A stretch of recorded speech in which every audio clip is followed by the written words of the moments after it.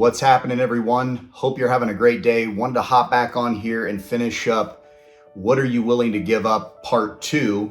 We got just a few more highlights that we're going to go over, but I hope you took away something from that video. And again, asking you, what are you willing to give up to have that successful life? What are you willing to give up to have that successful career, that successful relationship, that successful health set where your body is feeling well and is healthy? What are you willing to give up? And so let's get on to it. Let's get on to the next point. The next point that we're going to talk about is giving up the negative self-talk. Are you willing to give up the self-talk that's going on inside of your head that's negative? Hey, you're not going to amount to anything. This isn't going to work for you. All the negative that's going on inside of your head. We've always heard the story of having the angel on one shoulder and the devil on the other, and which one are you willing to listen to? What voice are you willing to listen to? But that negative self-talk will hold you back. And again, I think everyone deals with this. Doesn't matter. Some of the most successful people still deal with that inner voice. Are you making the right decision? Is this something that you think you should be doing? Do you actually think you can make this happen? Do you think you can be successful at this? A lot of this is on repeat from maybe things we've heard in the past or whatever the case may be. But how can we not eliminate negative self-talk, but how can we drown it out with positive self-talk? And that is by the environment, by the things we're listening to, by the things we're watching, by the environment that we're putting ourselves into. But are you willing to give up the negative self-talk in order to have that successful life? That's a question I want to pose to you today. The next point is, are you willing to give up procrastination? Well, procrastination is, one of those things that, we push back those important things.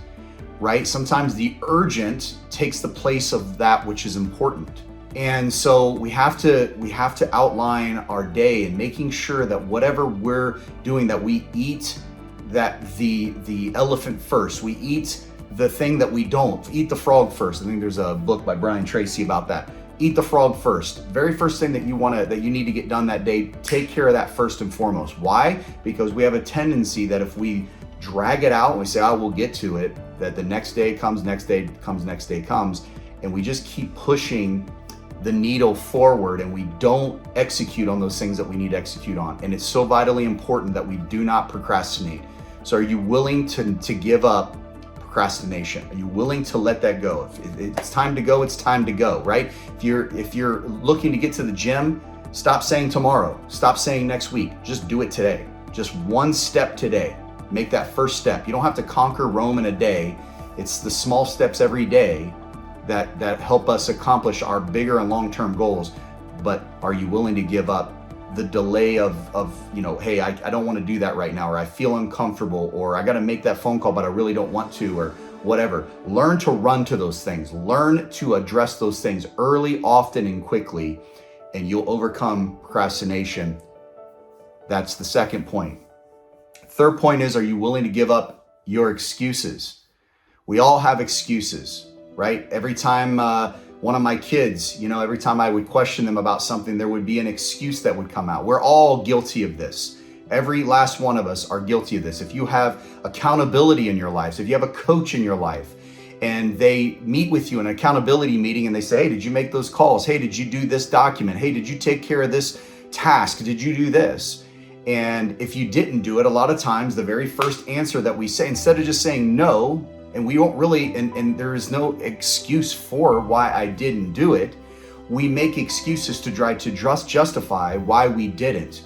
And so excuses can really make us miss the mark when it comes to a successful life.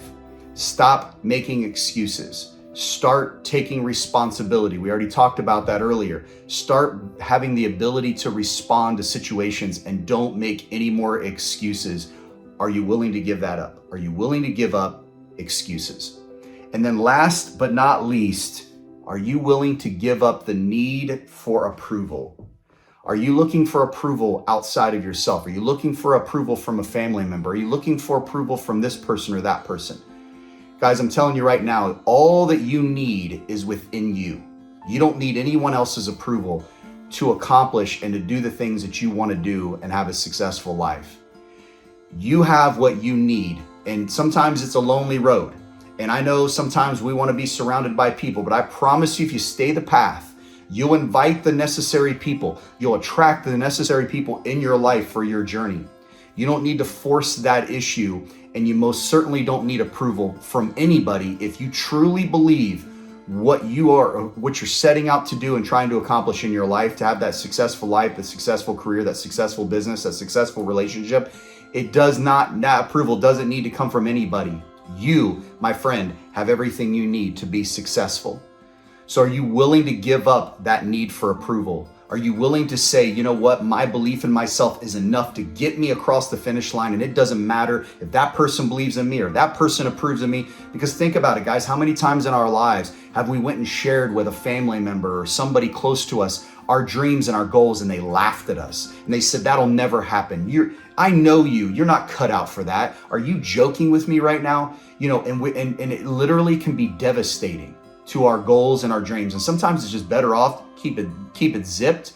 You want an accountability partner. You want somebody to believe in you, to speak in your life. Find somebody who's already accomplished what you're wanting to accomplish, and then let them hold you accountable, because they're not going to tell you that they don't believe in you. They're going to tell you they do believe in you, because they've paved the way. They understand what it takes to get you there. But somebody that's never done it, you can't expect them to be positive and to pump you up and to approve of what you're trying to do, because a lot of these people are trying to keep you safe. They don't want you to get hurt. And being successful in anything sometimes requires pain. It requires teary eyes. It requires, hard road. Sometimes it's not easy. And some of those people are just trying to keep you safe, keep you from rejection, keep you from failure, keep you from these things. And they've got, good intentions when it comes to keeping you safe, but not good intentions for the path that you're trying to walk and what you're trying to accomplish in your life. So that wraps up the 8 principles of what are you willing to give up. I hope this has been tremendously helpful for you. If you have any questions whatsoever, reach out. And again, what are you willing to give up? Sit down with yourself. Think about those 8 things we talked about. What are you willing to give up to be successful in your life? With that being said, I hope you have a great rest of your day. Bye for now.